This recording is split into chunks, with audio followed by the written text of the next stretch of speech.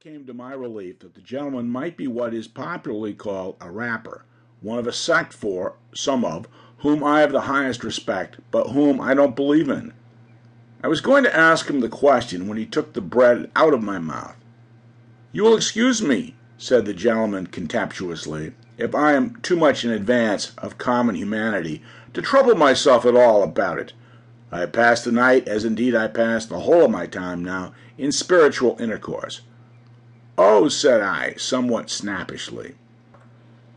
"The conferences of the night began," continued the gentleman, turning several leaves of his notebook, "with this message: evil communications corrupt good manners." "Sound," said I, "but absolutely new?" "New from spirits," returned the gentleman. I could only repeat my rather snappish "oh," and ask if I might be favored with the last communication. "A bird in the hand," said the gentleman, reading his last entry with great solemnity, "is worth two in the bosh." "Truly." "I am of the same opinion," said I, "but shouldn't it be bush?" "It came to me bosh," returned the gentleman. The gentleman then informed me that the spirit of Socrates had delivered this special revelation in the course of the night. "My friend, I hope you are pretty well. There are two in this railway carriage. How do you do? There are 17,479 spirits here, but you cannot see them. Pythagoras is here. He is not at liberty to mention it, but hopes you like traveling. Galileo, likewise, had dropped in with this scientific intelligence.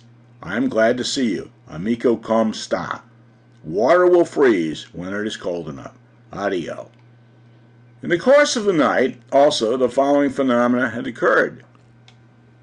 Bishop Butler insisted on spelling his name, Bubbler, for which offense against orthography and good manners he had dismissed as out of temper.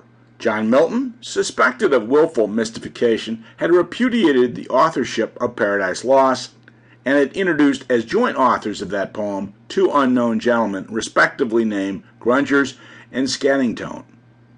And Prince Arthur, nephew of King John of England, had described himself as tolerably comfortable in the seventh circle, where he was learning to paint on velvet under the direction of Mrs. Trimmer and Mary Queen of Scots. If this should meet the eye of the gentleman who favored me with these disclosures, I trust he will excuse my confessing that the sight of the rising sun and the contemplation of the magnificent order of the vast universe made me impatient of them. In a word, I was so impatient of them that I was mightily glad to get out at the next station and to exchange these clouds and vapors for the free air of heaven. By that time it was a beautiful morning.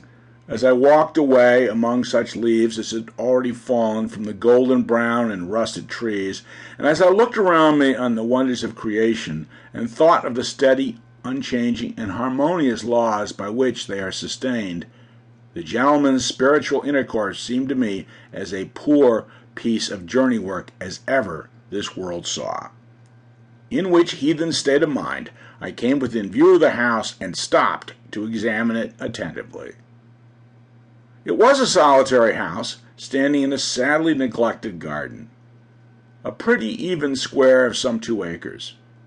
It was a house of about the time of George II, as stiff, as cold, as formal, and in as bad taste as could possibly be desired by the most loyal admirer of the whole quartet of Georges.